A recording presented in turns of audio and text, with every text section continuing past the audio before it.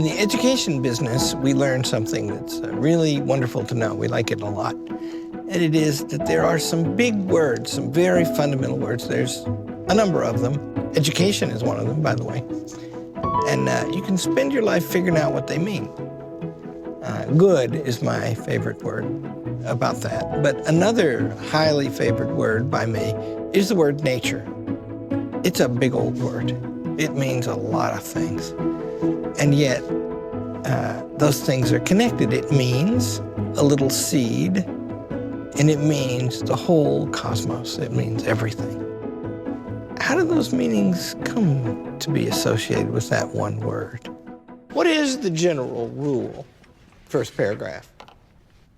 Well, it's the fact that because of equality and because all men are created equal under the laws of nature, they have the right to... Under the laws of nature, and nature's God. Isn't that the first authority cited in this? Yes. Right? And Christian over here mentions two other places where God is mentioned in the Declaration. What were they?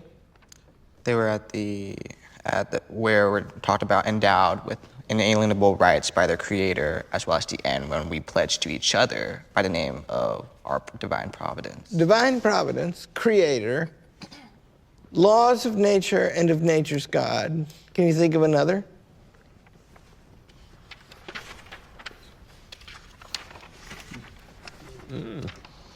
No. So the answer is Supreme Judge of the world. Toward the end. So, what branch of government would be the maker of the laws of nature and of nature's God? Legislative. Legislative. Lawmaker, right? God is a lawmaker, right? What branch of government would be Supreme Judge of the world? Judiciary. Yeah. What branch of government would be divine providence? The executive. I'll be darned. And the Creator would be like a founder, right? Like a constitution maker. Now, it's very interesting that God appears in these guises, in these images, the branches of government. When one of the charges in the middle of the Declaration of Independence is that the king, who's the executive branch, has interfered with the legislature and the judges. He has suspended the legislature. He has removed judges. He has interfered with the trial by jury. The king is trying to be all three branches. But the person who can be trusted to be all three branches is actually named in the document. Only God. Right? It's very plain, isn't it? And if you think about it for a minute, he might need an authority like that if he's declaring a rebellion, because the source of the law up to that moment had been the king and parliament. And they're saying no more. So king and parliament have not passed a law that says you can cut off from us whenever you want to. If they had, they could have used their authority. But they were saying no, so they needed some higher authority. Laws of nature. What's nature mean? It means birth. Birth? Okay, explain that. So we basically all come to be at some point or in some setting. And as we come to be, and as we grow and mature, we have some sort of essence into how, as people, we live our lives, or as whatever creatures that we are. You're talking about all living things, right? Correct. Yeah, not rocks and trees. Well, trees. Well, I mean, that's not rocks, because they don't grow, right? Mm-hmm. So what you're saying is that living things have a way of coming to be.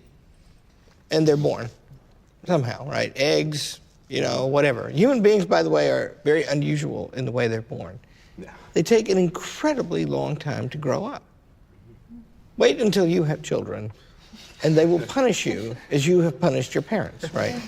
I mean, I'm in the college business, guy, and look at the age of all of you, right? And if I call your parents, they will be frightened, right? Because I'm the president and maybe something's wrong, right? But if you were some other kind of beast, they wouldn't know who you are anymore, right? Child raising is a big deal for us, and yet we have discretion over it.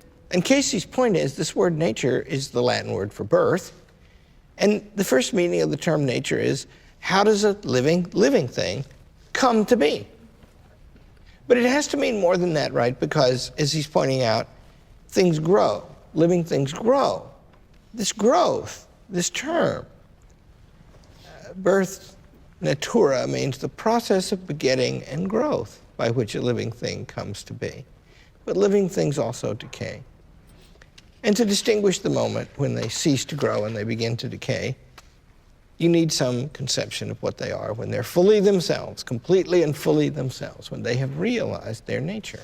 It's one reason we love to say at the college, we're helping them to become human beings. They just haven't made it yet. Now, you're potential human beings, of course, and you guys are far along. You're, on the best day, an actual human being. but, on the worst day, I'm not one either, right? So this nature means us becoming fully what we are. Now, what would you mean by a law of nature? Kind of rules that govern how things should operate. And I think one of the problems that the founders had was that the king was trying to control all laws of nature as himself, and really they had a fundamental problem with that because it wasn't their actual creator. You can make it specific, right? That's good. That's very good, Steve. And you can make it specific this way too, because if we say that a thing has a way of growing, well, under what conditions does it grow well? Like plants need sun, and sequoia trees need space. Whatever makes it thrive, that's the law governing it. And the laws of nature and of nature's God, they're referring there to this God that appears 3 other times, right? The one responsible for the order of all things.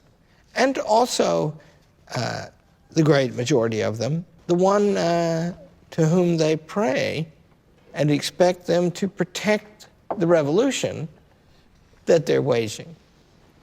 Not all of them thought that God was so, but many did, and we're going to learn as we go that it was the specific purpose of the United States of America to be the first country to make a complete and full and happy home for people who thought both ways about that. Because their idea was, those who were Christians, who were the great majority of them, their idea was, you're never going to get to heaven because somebody passed a law saying you had to do so.